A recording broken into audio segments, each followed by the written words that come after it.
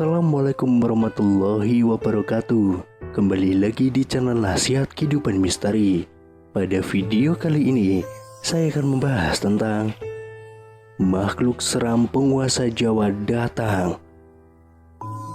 Tahun 2023 Indonesia harus waspada. Pasalnya ramalan Jayabaya mengungkap bahwa tahun 2023 adalah tahun datangnya Sabdo Palo Nage Janji. Sabdo Palo Nage Janji ini diyakini sebagai tanda akan terjadinya kekacauan atau bencana alam yang akan terjadi di berbagai daerah. Wong Jawa wis ilang Jawane adalah ungkapan Jayabaya yang menyebut tanda-tanda Sabdo Palo datang, memomong masyarakat Jawa yang sudah kehilangan spiritualitasnya.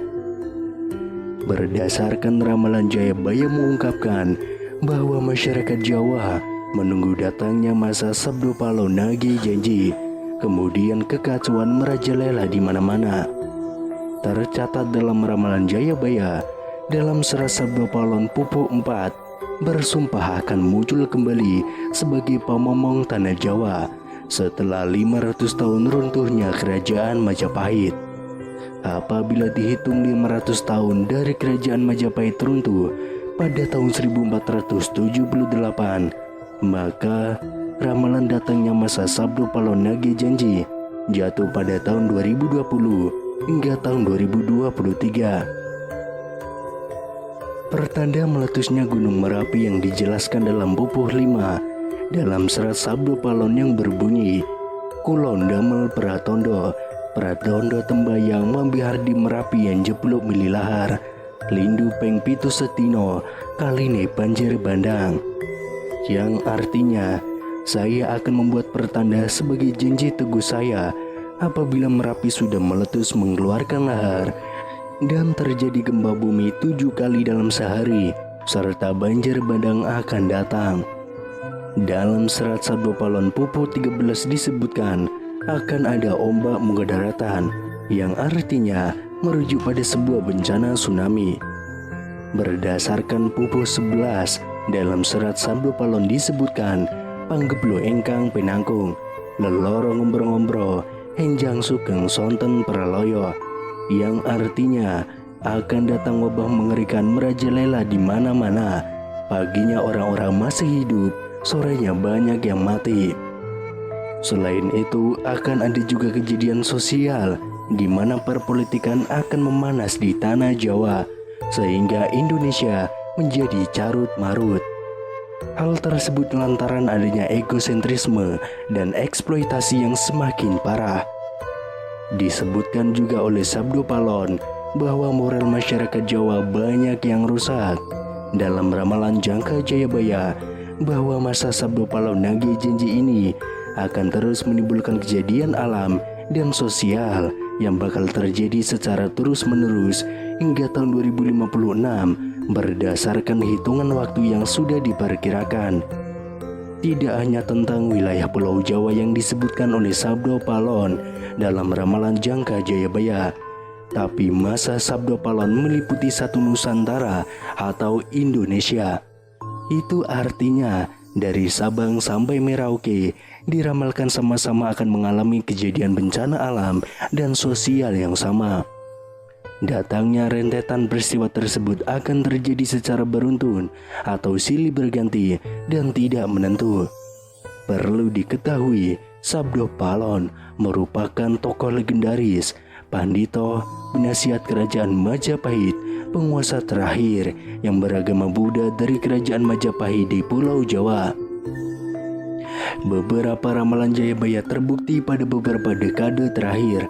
Namun sebagai masyarakat, kita tetap berdoa dan berikhtiar agar Indonesia selalu aman dan damai tanpa ada bencana di tahun 2023. Sabdo Palo Nage Janji ini berawal saat Pulau Jawa dikenal angker pada zaman dahulu, hingga Syekh Subakir yang diutus untuk menyebarkan agama Islam harus menghadapi tantangan hingga membuat perjanjian Sabdo Palon dengan halus penguasa wilayah yakni Ki Semar Badranaya. Perjanjian Sabdo Palon itu dibuat sebagai kesepakatan antara Syekh Subakir yang datang menyebarkan agama Islam ke Pulau Jawa yang terkenal angker dengan roh halus penguasa wilayah, yakni Ki Semar Badranaya. Diceritakan pada masa dahulu, Pulau Jawa terkenal angker yang dikuasai roh halus Ki Semar Badranaya. Kedatangan Syekh Subakir yang diutus oleh Sultan Turki, Sultan Muhammad I untuk syiar agama Islam. Setelah keduanya terlibat pertempuran dan sama-sama kuat, Syekh Subakir dan Ki Semar Badranaya akhirnya membuat kesepakatan melalui sebuah perjanjian yang disebut Sabdo Palon. Namun kedatangan Syekh Subakir dalam melakukan syiar Islam di Pulau Jawa saat itu harus mendapat rintangan hingga harus membuat perjanjian dengan Ki Semar Badranaya sebagai roh halus sebagai danyang atau penguasa wilayah tanah Jawa. Syekh Subakir dikenal sebagai orang yang berhasil menumbali Pulau Jawa yang terkenal angker dan wengit pada dahulu kala. Saat itu Sultan Turki, Sultan Muhammad I mendapatkan petunjuk untuk melakukan penyebaran Islam di Pulau Jawa, sebuah tempat di tanah Jawa yang dalam pengaruh magis begitu kuat. Mulai dari jin hingga setan menghuni setiap sudut tanah Jawa yang saat itu masih berbentuk hutan belantara. Diutuslah rombongan para alim ulama untuk mendatangi Pulau Jawa guna melakukan syiar Islam. Namun alangkah terkejutnya Sultan Muhammad I karena hampir seluruh rombongan tersebut tewas akibat perbuatan para lelembut penduduk tanah Jawa yang tidak mau menerima ajaran Islam. Namun petunjuk harus dijalankan sehingga utusan berikutnya dikirim ke Pulau Jawa yang angker itu. Sosok utusan itu terkenal alim, ahli ruqyah, memiliki kemampuan untuk berinteraksi dengan dunia gaib. Bahkan sosok ini memiliki keahlian dalam membabat tanah yang angker. Dialah Syekh Subakir yang memiliki nama asli Syekh Tambu Ali bin Syekh Bakir yang berasal dari Persia atau yang sekarang lebih dikenal dengan negara Iran, yang langsung berlayar ke Pulau Jawa atas perintah Sultan Muhammad I. Sesampainya di Pulau Jawa, Syekh Subakir langsung menuju ke Gunung Tidar yang diyakini sebagai titik pusat dari tanah Jawa.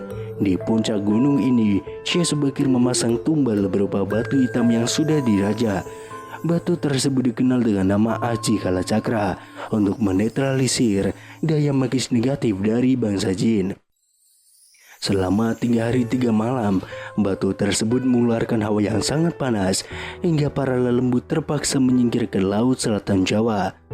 Kejadian itu kemudian sampai mengusik ketenangan Ki Semar Badranaya, sang danyang tanah Jawa yang selama ribuan tahun khusyuk bertapa. Pertempuran pun akhirnya tidak terhindarkan antara Syekh Subakir dengan Ki Semar Badranaya selama 40 hari 40 malam. Namun selama pertempuran itu, keduanya sama-sama kuat. Sampai akhirnya Ki Semar Badranaya menawarkan perundingan kepada Syekh Subakir, yang mana menghasilkan sebuah kesepakatan perjanjian yang terkenal dengan sebutan Perjanjian Sabdo Palon.